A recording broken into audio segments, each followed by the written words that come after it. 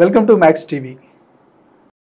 మనతో ఉన్నారు Fidicus homeopathy CEO and chief doctor Bharadwaj గారు.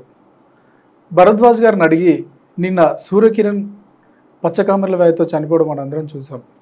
అసలు ఈ పచ్చకామెర్ల వ్యాధి ఎందుకు వస్తుంది, సినిమా వాళ్ళనే ఎక్కువగా పచ్చకామెర్ల వ్యాధి ఎందుకు వెంటాడుతుంది అనే అంశాలు సార్ మాటల్లో విందాము. సార్ నమస్తే. సార్ నమస్తే అండి. సార్ నిన్న చూసాం మనం బ్రేకింగ్ న్యూస్, సూర్యకిరణ్ డైరెక్టర్ గారు చనిపోవడము. అంటే దానికి రీజన్ పచ్చకామెర్లు అని చెప్తున్నారు సార్. రైట్. కళ్యాణ్ గారి మాజీ భర్త, తను చాలా సినిమాలు డైరెక్ట్ చేశారు, ఇండస్ట్రీలో మంచి పేరున్న వ్యక్తి. అంటే వాళ్ళ లైఫ్ స్టైల్లో ఉండే తేడాలా, లేదంటే ఎక్కువ నైట్ టైం వర్క్ చేస్తూ ఉంటారు, అంటే ఇర్రెగ్యులర్ ఫుడ్ హ్యాబిట్స్ కావచ్చు, లేదా ఆల్కహాల్ కావచ్చు, ఇలాంటి రీజన్స్ వల్లనే అది జరిగిందంటారా సార్? ఇలా సో అసలు మీ క్వశ్చన్కి ఆన్సర్ ఎందుకు వచ్చింది అని మనం తెలుసుకోవాలంటే చాలా సింపుల్ అండి. అసలు పచ్చకామర్లు ఎందుకు వస్తుంది అని తెలుసుకుంటే పచ్చకామర్లు రావడానికి చాలా రీజన్స్ ఉన్నాయి. సో బేసిక్గా పచ్చకామర్లు అంటే ఏంటంటే అదొక డిసీజ్ కాదు, అదొక చాలా డిసీజ్ యొక్క సిమ్టమ్. సో చాలా డిసీజెస్ ఉన్నాయి పచ్చకామర్లు రావడానికి. సో పచ్చకామర్లు రావడాన్ని మనము 3గా డివైడ్ చేస్తాం అనమాట సైంటిఫిక్గా. ఒకటి ప్రీ హెపాటిక్ అంటాము, హెపాటిక్ కండిషన్స్ అంటాము, పోస్ట్ హెపాటిక్ కండిషన్స్ అంటాం అనమాట. సో మనం ప్రీ హెపాటిక్ కండిషన్స్, ఈ 3 కండిషన్స్ గురించి డిఫరెంట్గా తెలుసుకుంటే అది సినిమా వాళ్ళకే ఎందుకు వస్తుంది అని తెలిసిపోతుంది.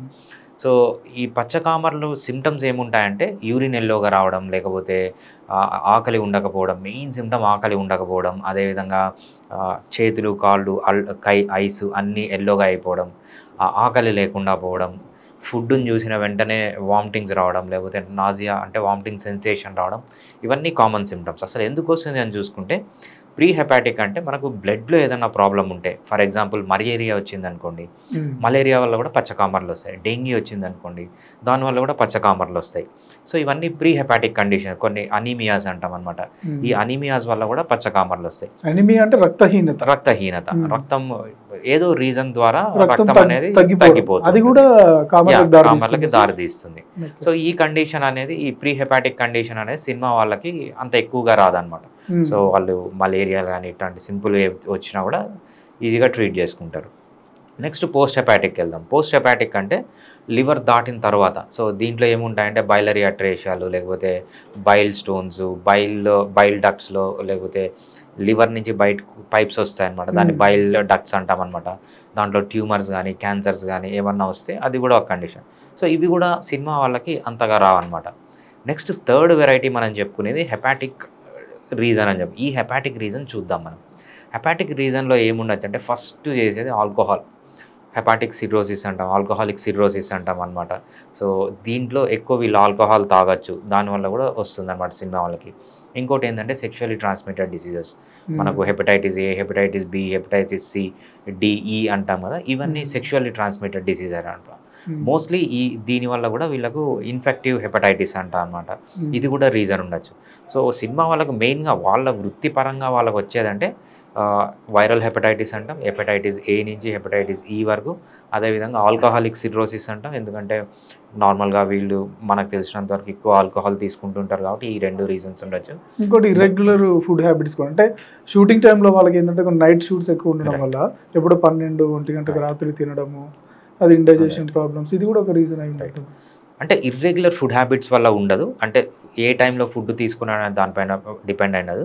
వీళ్ళు ఏం చేస్తారంటే మల్టిపుల్ దగ్గర ఫుడ్ తింటుంటారు. ఫర్ ఎగ్జాంపుల్ అన్హెల్దీ ఫుడ్ కూడా తినచ్చు అనమాట. వాళ్ళు షూటింగ్కి ఎక్కడికో వెళ్తారు, సో అక్కడ ఎంత హైజెనిక్గా ఉందో లేదో తెలియదు మనకు. అవుట్డోర్లో వెళ్తారు, అక్కడంతా ఆయిల్స్ కానీ మెయిన్గా అది కూడా ఒక రీజన్ ఉండదు. బట్ మసాలాలు వీటికంటే వీటి వల్ల ప్రాబ్లం ఉండదు. కానీ సో ఏదైనా కల్తీ జరిగింది అనుకోండి, ఫర్ ఎగ్జాంపుల్ ఏదన్నా టీంలో ఎవరన్నా హెపటైటిస్ బి ఉన్న వాళ్ళు కానీ సి ఉన్న వాళ్ళు కానీ వండారు అనుకోండి, సో దానివల్ల ఇన్ఫెక్షన్ ఒకరి నుంచి ఒకరికి రావచ్చు. మెయిన్గా హెపటైటిస్ ఇన్ఫెక్షన్ ఎలా వస్తుందంటే సెక్షువల్లీ ట్రాన్స్మిటెడే కాకుండా, సో ఎక్కడ పడితే అక్కడ తినడం. మనం మామూలుగా చూస్తుంటాం చూసారా, పానీపూరి తిన్న తర్వాత వీడికి లివర్ ప్రాబ్లం వచ్చింది, ఇవన్నీ హెపటైటిస్ కిందికి వస్తాయన్నమాట. సో అదే ఎక్కడ పడితే అక్కడ తినడము, హైజెనిక్ ఫుడ్ లేకుండా పోవడము, చల్లగా అయిపోయిన ఫుడ్ తినడము, సో ఇటువంటి వాళ్ళ వల్ల ఏంటంటే హెపటైటిస్, వైరల్ హెపటైటిస్ అంటాం, ఇవి వచ్చే ఛాన్స్ ఉంటుంది. మోస్ట్లీ సినిమా వాళ్ళకి అంటే ఏదర్ వైరల్ హెపటైటిస్ అన్నా ఉండొచ్చు, లేకపోతే ఆల్కహాలిక్ సిర్రోసిస్ అన్న మనం చూస్తుంటాం. ఇవి ఒకటే కాకుండా వేరేవి కూడా ఉండొచ్చు, సో మనకు తెలియదు. సో అది బైలరీ ప్రాబ్లమ్సా, లేకపోతే ప్రీ హెపాటిక్ ప్రాబ్లమ్సా, మలేరియా కానీ డెంగీ కానీ ఇటువంటివి ఏమన్నా ఉన్నాయా, లేకపోతే బైల్కి సంబంధించిన డక్స్కి సంబంధించిన క్యాన్సర్స్ కానీ, ట్యూమర్స్ కానీ, లేకపోతే బైల్ డక్స్ ఏదైనా అడ్డపడడం కానీ, ఇవన్నీ ఏమన్నా ఉన్నాయి మనకు ఎగ్జాక్ట్ తెలియదు. సినిమా వాళ్ళు అంటున్నారు కాబట్టి మోస్ట్లీ ఈ హెపాటిక్ కండిషన్స్ ఉండొచ్చు అనుకుంటున్నాను. అంటే చనిపోయే పరిస్థితి ఎందుకు వస్తుంది సార్? అంటే ముందు మనకు తెలుస్తుంది టెస్ట్లలో ఇలా ఉంది కండిషన్ అనేది, అంటే దాన్ని నెగ్లెక్ట్ చేయడం వల్లనే అది ముదిరిపోయి చావు వరకు దారితీస్తుందా? దానికి ముందు గమనించి అసలు ఎట్లాంటి ట్రీట్మెంట్స్ అవైలబుల్గా ఉన్నాయి మనకు పర్టికులర్గా హోమియోపతిలో? రైట్. సో చాలామంది చేసే తప్పు ఏంటంటే వైరల్ హెపటైటిస్లో జాండీస్ అని చెప్పిన వెంటనే పోయి చెట్ల మందులు, పుట్ల మందులు తీసుకుంటూ ఉంటారు.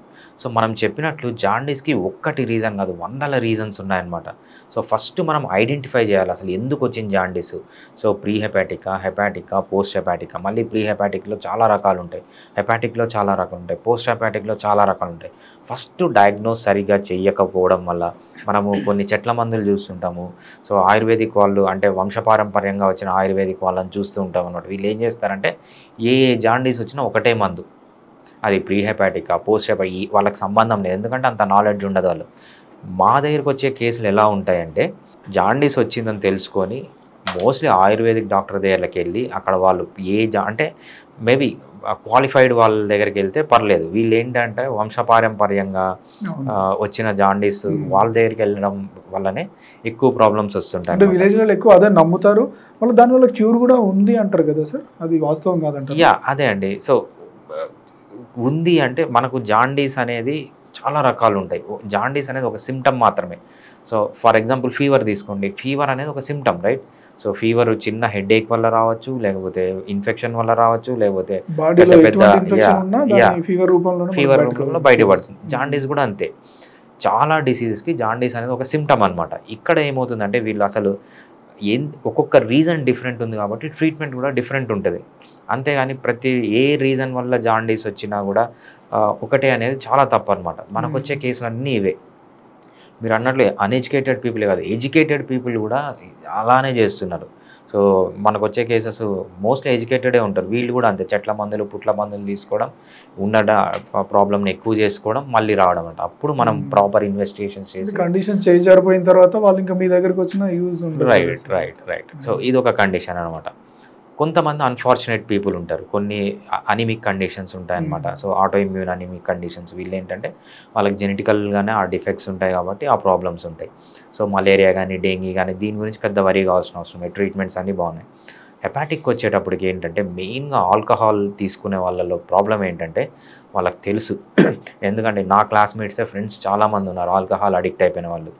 వాళ్ళకి తెలుసు, హాస్పిటల్లో అడ్మిట్ అవుతారు, ట్రీట్మెంట్ తీసుకుంటారు, వద్దురా బాబు తాగద్దు అంటారు, అయినా కూడా తాగుతూనే ఉంటారు అనమాట. వాళ్ళకి తెలుసు, వాళ్ళు తీసుకునే ప్రతి పెగ్గు ముందు ఇది డేంజర్ అని వాళ్ళకి తెలుసు, అయినా కూడా వాళ్ళు అడిక్ట్ అయిపోయి తాగుతూనే ఉంటారు. ఇది మెయిన్ రీజన్ డెత్కి. సో మళ్ళీ ఇంకొంత అన్ఫార్చునేట్ పీపుల్ ఏంటంటే హెపటైటిస్ బి, హెపటైటిస్ సి వచ్చిన వాళ్ళు కూడా వీలైనంత వరకు కంట్రోల్ చేయొచ్చు. కొంతమందిలో కంట్రోల్ ఉండదు అనమాట, అది వాళ్ళ బాడీనే అలా డిజైన్ అయి ఉంటుంది. అంటే అది వంశపారంపర్యంగా ఏమన్నా ఉంటుందా సార్ దీనికి కూడా? యా, కొన్ని హెపటైటిస్ కండిషన్లు వంశపారంపర్యంగా ఉంటాయండి. కొన్ని క్యాన్సర్స్ కానీ, లేకపోతే బైల్ డక్ట్కి సంబంధించిన కానీ, బైల్ స్టోన్స్ అంటాం కదా మనం, గాల్ బ్లాడర్ స్టోన్స్ అంటాం కదా, ఇవి కూడా కొంచెం వంశపారంపర్యంగా వచ్చినవి ఉంటాయి. మోస్ట్లీ ఏంటంటే ఏదర్ ఇన్ఫెక్టివ్, అది వంశపారంపర్యంగా కాదు, అది ఇన్ఫెక్షన్ వల్ల వచ్చింది, లేకపోతే ఆల్కహాల్ వాళ్ళ చేతులారా చేసుకున్నది తప్పితే. సో ఇవి మెయిన్గా అంత వంశపారంపర్యంగా వచ్చినవి కాదన్నమాట. అంటే ఫుడ్ హ్యాబిట్స్ ఎలా ఉండాలి సార్, అంటే దీన్ని అవాయిడ్ చేయడానికి? రైట్. ఎటువంటి ఫుడ్ తీసుకుంటే మనం కంప్లీట్గా వీటిని అంటే లివర్ రిలేటెడ్ డిసీజెస్ మనం అవాయిడ్ చేయొచ్చు? Right. So liver related disease మనము ఫస్ట్ మనం చేయాల్సింది ఎక్కడ పడితే అక్కడ తినకూడదు అనమాట. అసలు ఎక్కడన్నా ఫుడ్ చల్లగా ఉందంటే అది ముట్టకూడదు, ఎస్పెషల్లీ బయట. ఎందుకంటే దాంట్లో హెపటైటిస్ వైరస్ ఉండొచ్చు అనమాట. ఆ వైరస్ ఒక్కసారి బాడీలోకి ఎంటర్ అయిందంటే అది లివర్ డ్యామేజ్ చేస్తుంది. ఫస్ట్ వీళ్ళు చేయాల్సింది ఏంటంటే బయట తినకపోవడం, బయట ఎస్పెషల్లీ చల్లవి, మన పానీపూరీలని, మనకు వచ్చే కేసులన్నీ పానీపూరి తినే కేసులు ఆల్మోస్ట్ అవన్నీ కంటామినేటెడ్, హెపటైటిస్ బి, హెపటైటిస్ సితో కంటామినేటెడ్ ఆ కేసెస్ వస్తాయి అనమాట. ఫస్ట్ అది. నెక్స్ట్ ఇంకోటి ఏంటంటే ఆల్కహాలిక్ సిరోసిస్. సో ఆల్కహాల్ తీసుకోకపోవడం మంచిదన్నమాట. అంటే మొత్తానికైనా సార్, అంటే కొంత పరిధిని మించి ఏదో ఉంటారు కదా, ఒక పెగ్గు 2 పెగ్గులు తాగితే పర్వాలేదు, రైట్, ఆరోగ్యానికి మంచిదని తాగే వాళ్ళు చెప్పుకునేది ఉంటుంది కదా. రైట్.